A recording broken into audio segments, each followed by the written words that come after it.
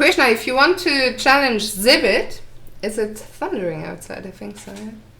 I'm not sure. So, Krishna, you can choose 3+1 or 3+0. Just challenge Zibbit videos. And the rules are I have to insult every one of Krishna's moves, and I don't comment on Zibbit. Zibbit, what do you prefer? Krishna is saying Zibbit set increment, so 3+1 is fine. What do you prefer, 3+1 or 3+0? I mean, generally I play 3+0. I'm just... It's his price or whatever. Yeah, Krishna, you decide 3+1 or 3+0. You challenge Zibbit, and Alex will be here to diss your every move. He can diss my moves also. Zibbit, by the way, I know earlier I asked you, now the camera has changed, it's a larger camera, so you're allowed to sit back in your... Okay, he's challenged me. Oh, he's 2100, come on. That is not bad at all. Okay, so I'm following Zibbit. We'll probably watch it from Krishna's perspective, actually. Yeah, are you gonna mute me, right, or? I'll mute... Okay, should I mute ourselves so that you don't hear us? Yeah, or I can... Wait, can I mute my audio? If you can just... No, but you can talk. That I think it's fine, even if you hear us. Yeah, if you... We're not gonna be like, play this, play that. I think it's fine. Okay, we'll just play. Okay. Okay, and we'll watch it from Krishna's perspective. Okay.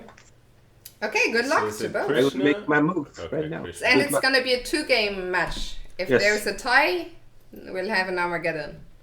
Okay, All good right. luck. So the first move, knight f6. It's hard to diss this move, really, given that it's theory, but I'm sure the mistakes will arrive soon. He's going for g6 and he's going for a Grunfeld. Tough opening to play. So the question is, when will Prashna run out of theory? So far he seems to know what he's doing. I've already run out, so... He plays c5, he plays correctly. Zibbit, surprisingly, is the first one to... We see him sweating. To break, but now Prashna is going into the tank, as you do on move 9 of one of the most theoretical openings in chess. Black goes bishop g4 here, hoping to double the pawns, a subtle threat. And now white is defending the pawn on d4, and black presumably by now is out of ideas, hence he is tanking for the second time. Still I in don't mainland. c4 on the second move. I usually play London, but I didn't want to bore the crowd, so...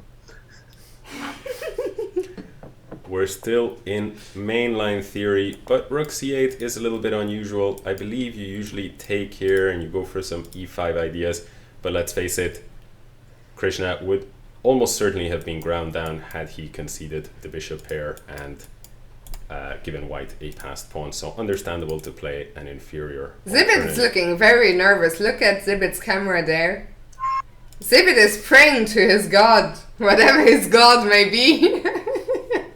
As we can see, Krishna's time management is almost as good as his moves. He's now got an entire 40 seconds handicap. Frozen Edge in the holds well in this highly tactical position. Frozen Edge in the chat is saying, is there a queue to play Zibbit? Also, hello. Frozen, you just missed the whole quiz. Which was the way to get a game against Zibbit, so better luck next time, Frozen. Krishna goes queen a5, absolutely groveling for an exchange of queens and hoping that, as a best case scenario, he'll last up to about move 50 before resigning, and then he'll be able to tell his friends, I lasted 50 moves against the FIDE master while playing with the black pieces. And his friends will all probably be like, oh, that's really impressive, while behind his back saying, you know, what the fuck is this guy talking about? Oh my god. But Zibbit is going into the tank. I've never seen Zibbit this focused in my whole life. Really? Krishna is in the chat saying, I love this. So he still has time, apart from playing his game, to listen to our commentary. Well, that's. I mean, I think that's to be expected. Krishna knows his best chance at getting a result here is if he can eavesdrop in on some serious analysis and catch a little bit of wisdom. Okay, so the queens are off the board. White has the center and just a comfortable advantage. Krishna does not hesitate in giving his opponent the bishop pair. Just to be clear, it's only fair Krishna would listen since Zibbit can also hear us. So only fair that he would play with the commentary on. Yeah, but the difference is that in Zibbit's case, listening to us is a handicap, while in Krishna's case, it's Yeah, I kind of want to. Okay, so will he see it? I won't say it because I'm assuming he won't. He does see it, and that's a beautiful active rook on e8. This is chess strategy 101. Put that rook directly in front of your pawn where it has absolutely no range of motion. Rooks are not supposed to be on open and semi-open files. They're supposed to be right behind your pawns. Now after e5, completely shutting down this bishop, probably the last time that we'll see this bishop having any influence in the game. Black avoids immediate loss by saving his pawn, and presumably is already counting his future queen to arrive here. He's doing well on the clock though. He's doing quite well on the clock. That is true. Now he goes e6. He was probably listening and he got a bit of a complex and decided to play e6 so he can liberate his rook. Notice the logic of doing this. Here, some crazy people would just push the pawn immediately. But no, I like this. First you defend the pawn, treating it as a fixed point, and then you move the pawn a few moves later, thus rendering this move entirely illogical. Rook b1 has been played, so Krishna faces another moment where it could be the end because he has to defend this pawn. That in itself is a pretty mammoth task for Krishna. It's so annoying. Bishops are so annoying. Like, of course you want to play e6, but bishop e7 is such an annoying move. Let's not allow Krishna to cheat. We don't want to give him those things. Okay, so knight a3. Crafty Raph is saying, is Alex being sarcastic? I can't read sarcasm. I'm not.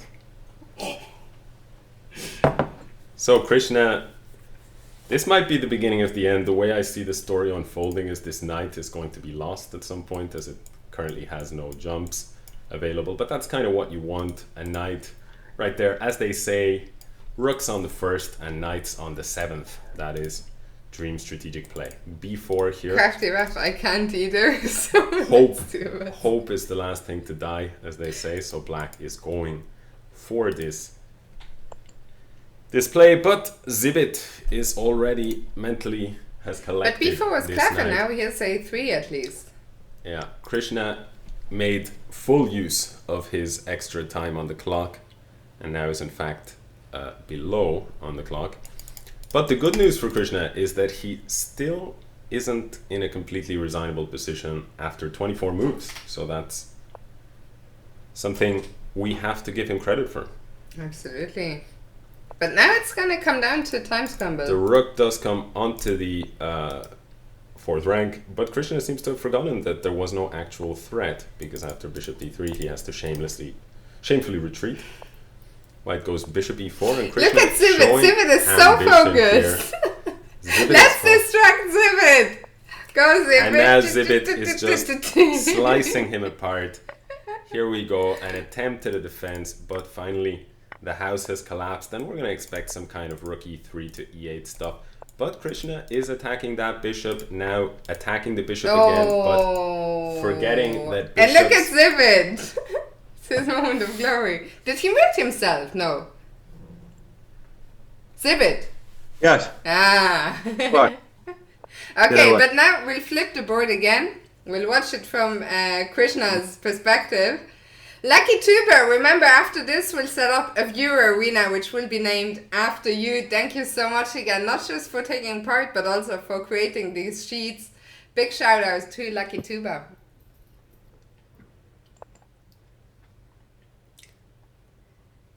What's this? Well, white has brought out 1 knight, but black has brought out 2 knights. Seems to be the situation. e5, come on. And Come on, white, do it. This is now Zibbit is like, nah, I can't play e5, too boring. Let me go d5 instead. This is chess at its most exciting. Krishna True CC is asking, Fiona, creating these shits? And Anonymous Gifter has gifted 3 more subs to the community. Thank you much. I still don't know who the anonymous gifter is, but to Mick Botvinnik, Bristol Pete, and Blake Lively, 13. This is very, very nice. Already was there before. Much appreciated. Still, I genuinely don't know who it is, but I appreciate it. I'm gonna close the window because there's a lot too many bugs. Yeah. I'll be back in a second. So, Krishna has already collected this horrendous pawn structure, massive hole here on c5. On the bright side, bishops here are absolutely fantastic. Look at the incredible range of this bishop on e3 here. And he is also pinned to boot. How do I see this game unfolding? Probably black will land a knight on c4. At some point, white will have had enough of that knight, will take it. And then maybe the bishop will exchange for knight, and it'll be a black monster of a knight on c4 against a dark squared bishop hemmed in by its own pawns. The typical good minor piece against terrible minor piece battle. But actually Krishna seems to have found a way to get an even worse version of that than what I expected, weakening his king as well, just for good measure, because he found himself to have a few structural weaknesses here on the queen side. So he decided that alone, I've heard the principle of two weaknesses. It means that your position can collapse if you have two weaknesses, and here I only have one, so I better create another few over here on the king side just to make sure that that I provide an appropriate amount of entertainment for the crowd. But now you know what? Now I've got an attack. If there's one thing that Krishna has impressed me with, is his blind optimism. So here he's off for an attack, and you know what? All I can say is white has, if he pushes f5, he's got one pawn controlling that. Black has two pawns controlling that, so it looks like that fight is going to go well for him. And now black is actually going to double up, and white's play to put the pawn on f4 will only serve as an actual target for black, as well as loosening this bishop. Again, notice my prophecy came true. Black ended up with a monster of a knight. I knew it. I knew it. Against this bad bishop. And white, having allowed that, totally needlessly by the way, having allowed it, now sacrifices an amount of material that renders his position objectively lost. God for saying Alex is a comedian in his spare time. I mean, I haven't made a single joke here so far. I've just been given a license to say what I actually think. You know? So queen d3. And Krishna's plan here consists basically of his opponent somehow forgetting about the fundamentals of chess strategy and maybe dropping a few pieces along the way, because what Krishna needs is c4, open up the files into black's extra rook here, and then with his incredibly weakened king, expect that things are going to work out. So here we go, opening up those files. As they say, when files open up, bishops come to life, and definitely not the rooks of your opponent. So here queen g4 and queen h1, shock horror already. White is almost getting checkmated. Who could possibly have foreseen this? Okay, Krishna might give a check here, which would serve the purpose of delaying the agony by one move. But also at the same time, this would be a typical Krishna move in the sense that it actually would separate his critical defender from his king. And in fact, although optically it would appear to delay matters, it would actually accelerate defeat for white. Okay, bishop f4. I've never seen a more solid defense than this bishop here, defended organically by the king and the queen, with the black queen on h1 and the white king on g3. This is a configuration that you're usually looking to achieve when you've cleared your second rank of all pawns. It's usually where the magic happens, when these checks start to be available. And if you can get this position and exchange down, that tends to be like the preferred scenario. So the pawns are starting to drop off. The nice thing about losing the pawn on c3 is that black actually manages to attack almost all of the remaining weak pawns that white has created. White can't Zibbit is struggling to keep his cool meanwhile. White can't actually move his queen because it's tied down to the defense of this absolutely crap bishop. And white can do something like bishop g3, but that would rob the king of any escape squares, facilitating a checkmate somewhere on this rank here. But hey, you know what? White can always reflect on the success of his strategy that gave him this incredibly significant pawn on e5. I'm sure he'll make the most of that asset. King To be fair, Krishna asked for the roast. Back into the defense of but that he got bishop. more what he bargained for than Bishop he on bargained f4. for. And now Zibbit's only question is, what is the most humiliating way I can convert this position? Because it's clear that even an exchange of the rook here would lead to a simple winning endgame. Queen g1 is presumably also being considered, but Zibbit smells the blood, and he's playing for the trauma here. So he's wondering, how can I really do some damage? Maybe some queen c3 check, little insulting check, pick up this pawn, and take things from there. But king h8, very nice, little bit of positional elegance from Zibbit, and also indicating he is illustrating a detail of White's position here, which is White has somehow managed to practically zugzwang himself because of this terrible bishop on f4. King on h4. This is reminiscent of Nigel Short's famous King March against Jan Timman, 1992, if I'm not mistaken. King h3. King goes back to g3. This would be a threefold repetition if Black hadn't been busy taking about 5 pawns in the meantime, since the last time White was on g3. So here King goes back to g3, a preferred square of Krishna, and another pawn drops. But wait, it's a threat of checkmate from Krishna, showing that Krishna, in spite of everything, still maintains. No, wait, what am I doing? Okay, it's not so clear suddenly. 3 seconds versus 3. Bishop e5.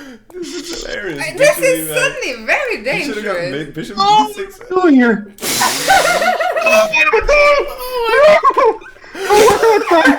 What have I done?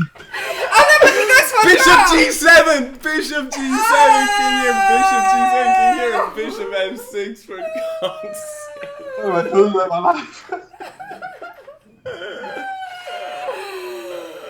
Oh, he had to win, yeah? Yeah, just bishop. I mean, in this position, just go. Oh god. Oh, I was just trying to secure the match, you know. So, Bishop g7, as you're saying, was just killing you. Yeah, bishop g7 check was an option, but when you're plus 16, if you're Krishna, you go for that. You go for that sweet threefold rep. He'd previously attempted the threefold rep with king g3, king h3.